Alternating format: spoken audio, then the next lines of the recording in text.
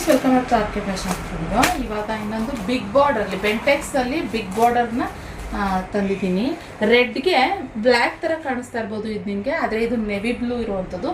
Border ರಿಚಾಗಿ ಕಾಣಿಸುತ್ತೆ, ಹಾಗೆ ತುಂಬ ನೀಟಾಗಿ ಸ್ಯಾರಿ ಮೈ ಮೇಲೆ ನೀಟಾಗಿ ಕೂರುತ್ತೆ, ಜಾರಿಲ್ಲ, ಪ್ರೀಮಿಯಂ ಕ್ಲಾತ್ ಇರುವಂಥದ್ದು.